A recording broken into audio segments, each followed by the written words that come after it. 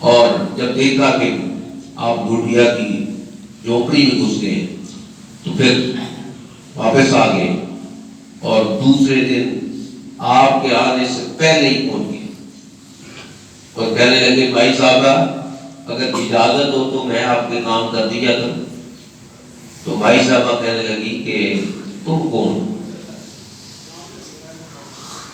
کہنے لگے میں عمر بن خطاب ہوں. تو بھائی صاحبہ کہنے لگی نہیں ٹھیک ہے، مجھے جو پہلا بتا رہا ہے وہی ٹھیک ہے. تو آپ نے جب اصرار کیا تو وہ بڑھیا کہنے لگی کہ اے عمر تم آج پہلے دن آئے ہو تو مجھے اپنا نام بھی بتا دیا، اپنے باپ کا نام بھی بتا دیا. وہ تو کئی سالوں سے آ رہا ہے، نہ کبھی اپنا نام بتایا نہ ابھی اپنے باپ کا نام بتایا اور نہ یہ بتایا کہ میں کہاں سے آتا ہوں. اس لیے وہ مجھے پہلے والا ہی ٹھیک ہے. تو یہ کون تھے؟ سیدنا ابو بکر صدیق. تو یہ ان کے اعمال تھے. مخلوق خدا کے ساتھ یہ تعلق تھا اور اللہ اور اس کے رسول کے ساتھ یہ تعلق تھا کہ اللہ کے رسول کے اشارے پر گھر کا سارا مال و دولت جو ہے وہ مصطفیٰ کی بارگاہ میں لا کر پیش کرتا. کہ جبریل آتے ہیں اور عرض کرتے ہیں کہ یا رسول اللہ اپنے صدیق سے پوچھیں کہ اتنی بڑی صحابت پر وہ رب سے راضی بھی ہے یا نہیں. اس لیے اقبال کہتا ہے کہ خودی کو کر بلند جتنا کہ ہر تقدیر سے پہلے خدا بندے سے خود پوچھے بتا تیری رضا کیا. کہ یہ وہ لوگ جن کی رضائیں خود خدا پوچھتا ہے اور جبریل کو بھیج کر جو ہے وہ ان کی رضا پوچھی جاتی ہے، لیکن ان کا آخرت کا تصور کیا ہے، اللہ کی بارگاہ میں جواب دہی کا تصور کیا ہے. وہی سیدنا ابو بکر صدیق فرماتے ہیں کہ کاش میں کسی درخت کا سبز پتا ہوتا اور کوئی جانور مجھے کھا جاتا اور مجھے اللہ کی بارگاہ میں جواب دے نہ ہونا پڑتا. حضرت علی رضی اللہ تعالیٰ عنہ کا تصور عید ملاحظہ فرمائیں. آپ فرماتے ہیں کہ میں تو عید کا دن اس دن کو تصور کروں گا جس دن جنت میں سلامتی کے ساتھ داخل ہو. اب ان کی وہ تو جنت کے وارث ہیں جن کے بیٹوں کو حضور نے فرمایا کہ الحسن والحسین سیدا شباب اہل الجنہ. ان کے جنت میں جانے میں کوئی شک ہے؟ لیکن وہ کیا فرما رہے ہیں کہ میں عید اس روز کو سمجھوں گا جس روز سلامتی کے ساتھ جنت میں داخل ہو. تو یہ کیا تھا؟ یہ صرف ہمیں سکھانے کے لیے. اور پھر حضور غوث پاک شیخ عبد القادر جیلانی جن کے مریدوں کی تعداد اس طرح ہے کہ ہر ملک میں آپ کو جو ہے وہ ان کے عقیدت مند ملیں گے. تو آپ نے ایک ربائی فارسی میں لکھی، آپ ایران کے تھے، فارس کے تھے، تو آپ نے ایک ربائی فارسی میں لکھی جس کا مفہوم کچھ یوں ہے کہ لوگوں نے شور مچا رکھا ہے کہ صبح عید ہے، صبح عید ہے، صبح عید ہے، لیکن میں تو اس روز کو عید تصور کروں گا جس روز ایمان کی سلامتی کے ساتھ اس دنیا سے چلا.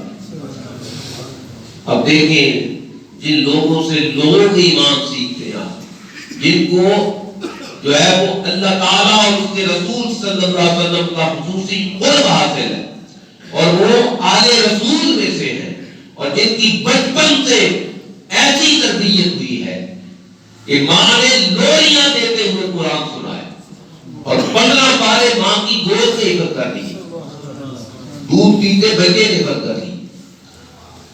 اور ان کے بارے میں یہ آتا ہے کہ عراق میں یہ مشہور تھا کہ اگر کسی کو رمضان کا چاند نظر نہیں آتا تو وہاں مشہور تھا کہ سیدوں کے گھر میں پوچھ لو کہ اگر عبد القادر نے دودھ پی لیا ہے تو اس کا مطلب ہے کہ آج روزہ نہیں ہے، اگر نہیں پیا تو سمجھو آج روزہ ہے.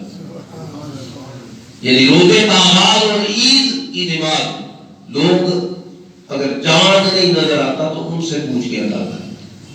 یعنی یہ بچپن میں بچے کا ہے اور زندگی بھر قال اللہ و قال رسول کی سرائیں آپ کے حلقہ درس میں لاکھوں آتی مجرم تائب ہوتے رہے اور آپ کی تبلیغ اور آپ کی دین کی خدمات جو ہے وہ اس کی وجہ سے پورے بغداد میں بادشاہ جو ہے وہ تھر تھر کانپتا تھا۔ تو یہ آپ کا مقام تھا، آپ کا عالم تھا، لیکن اللہ کی بارگاہ میں کھڑے ہونے کا ڈر، اللہ کی بارگاہ میں حساب کتاب اور مواخذے کا اتنا فکر اور خوف کہ آپ فرماتے ہیں کہ میں تو عید اس روز کو تصور کروں گا جس روز ایمان کی سلامتی کے ساتھ اس دنیا سے چلا گیا۔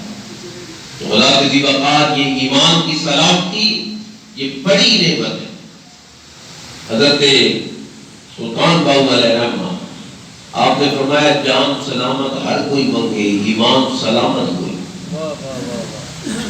اس لیے کہ زندگی اس کی نعمت ہے، اگر چلی بھی گئی تو کوئی پرواہ نہیں، اگر ایمان کی سلامتی پر موت آ جائے تو یہ بڑی نعمت ہے۔ اس لیے کہ حضور نے فرمایا کہ لوگوں پر ایک زمانہ آئے گا کہ لوگ صبح ایمان کے ساتھ کریں گے لیکن شام ہونے تک ایمان ان کے دلوں سے رخصت ہو چکا ہوگا۔ یہ رات ایمان کی حالت میں سوئیں گے لیکن صبح ہونے تک ایمان ان کے دلوں سے رخصت ہو چکا ہوگا۔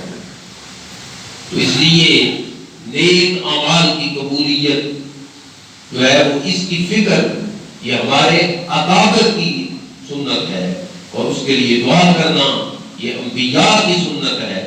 اور اب نیک اعمال قبول ہوں گے اس کی نشانیاں کیا ہیں کہ جب اللہ تعالیٰ کسی بندے کے نیک اعمال قبول کر لیتا ہے۔ کسی بزرگ سے کسی نے پوچھا کہ میں نے جو نماز پڑھی ہے یہ قبول ہو گئی ہے یا نہیں ہوئی، مجھے یہ بتائیں کہ مجھے کیسے پتا کرے۔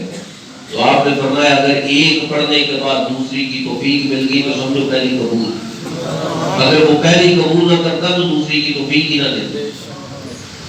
اس لیے اگر نیک عمل پر آپ کو استقامت